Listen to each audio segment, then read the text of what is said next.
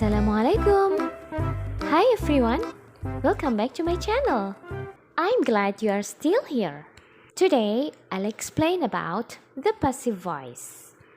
Before we start, let's say Bismillahirrahmanirrahim.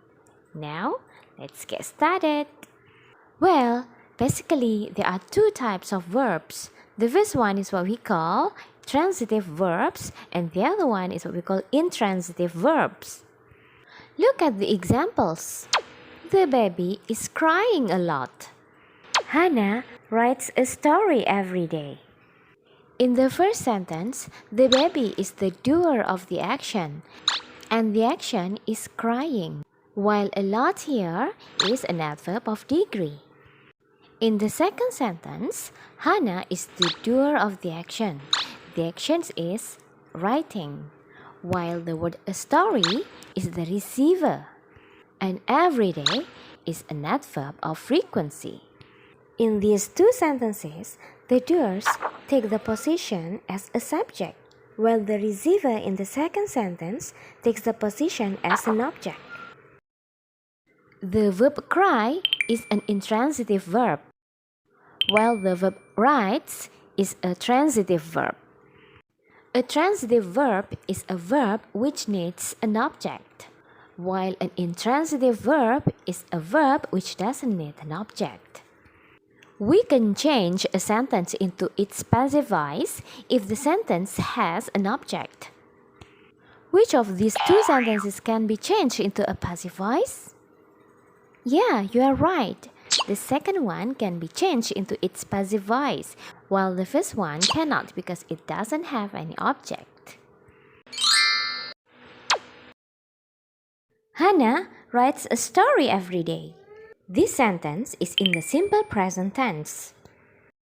When we want to change a sentence into its passive voice, we have to put the receiver as the subject of the sentence. So, write down the receiver at the beginning of a sentence like this. Then, insert a suitable to be. Since it is in the simple present tense, we can use is, am, or are. And the most suitable to be for a story is. After that, write down the past participle of the verb. The past participle of write is written. Then, add the doer by adding preposition by. For the adverb of degree, you may write either at the beginning of a sentence or at the end.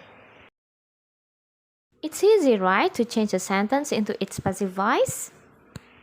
You just need to identify the receiver and then put it at the beginning of a sentence. After that, insert the suitable to be, is, am, or are. And after that, write down the past participle of the verb. And then by the doer. The next example. Alia waters the flowers in the morning. Can you identify the receiver? Well done! The receiver is the flowers. So, write down the flowers at the beginning of the sentence, followed by a suitable to be, which is are, because the word flowers is a plural noun. That's why we use are. And then, the past participle of the verb water is watered. Next, write down the preposition by, which is followed by the doer, which is Alia. Finally, write down the adverb of time at the beginning of a sentence or at the end.